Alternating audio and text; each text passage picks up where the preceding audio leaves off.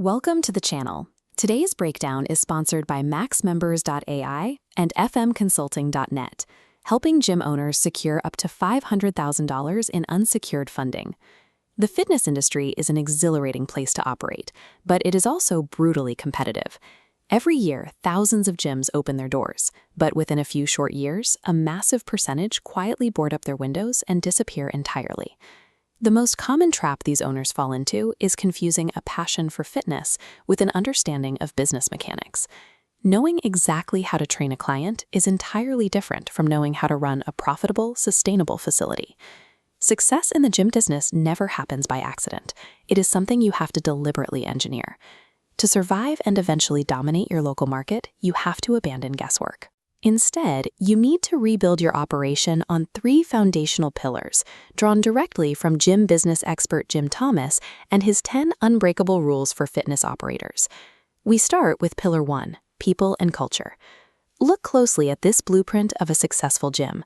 The primary competitive advantage of your facility is the community you build, not the brand of equipment sitting on the floor. Members don't stay for the treadmills, they stay for the relationships. Struggling operators often rush the hiring process and provide minimal training. Elite operators do the exact opposite. They invest heavily in structured onboarding, weekly staff education, and continuous leadership development. This starts by filling your roster with what Thomas calls eagles. These are staff members who take initiative, solve problems on their own, and actively elevate the energy of the entire building. On the other end of the spectrum are the turkeys. These employees complain constantly, avoid responsibility, and drain your gym's culture. You must aggressively protect your environment from these individuals, because one bad hire will pull an entire team downward.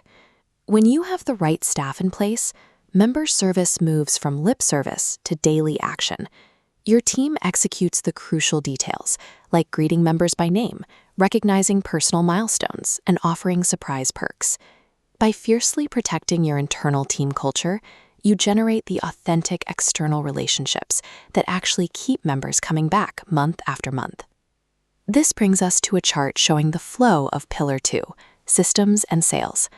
As you can see, the entire process begins at the top node. Gyms are sales organizations first. If you rely on hope, walk-ins, and occasional promotions, the system starves and the business fails. To manage that sales engine, owners have to stop reacting to operational chaos and take control of their day.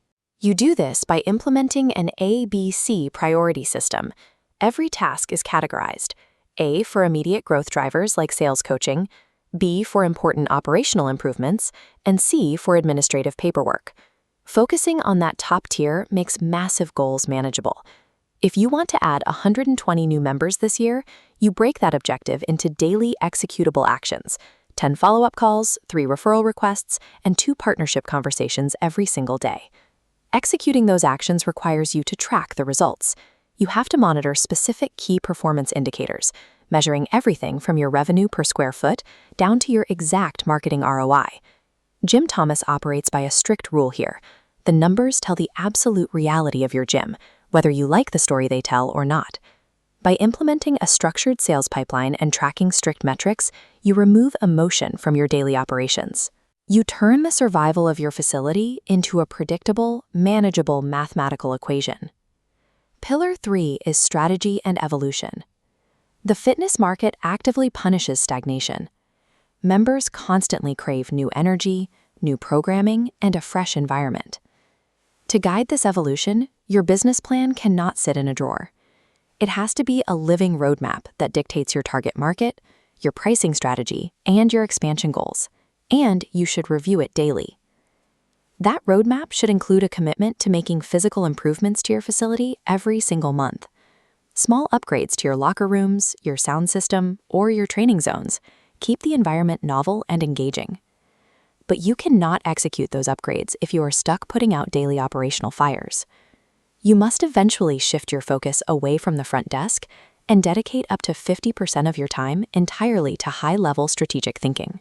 Physically stepping away from the day-to-day grind to evaluate industry trends and build referral partnerships separates a struggling gym operator from someone building an empire. When you look closely at the landscape, the difference between a failing gym and a dominating fitness brand rarely comes down to total square footage or the quality of the weight machines. The single defining factor is relentless leadership discipline applied across your staff, your sales systems, and your long-term strategy. By applying these specific rules, you stop waiting for success to find you. You step into the driver's seat and begin engineering a highly profitable brand capable of transforming lives. If you need help building these systems or turning around a struggling facility, reach out to Jim Thomas directly at 214-629-7223 or email him at jthomas@fmconsulting.net. And be sure to check out our sponsor at gymbusinessmanager.com. Your passion for fitness is what got you started. But strict business mastery is the required foundation if you want that passion to survive in the real world.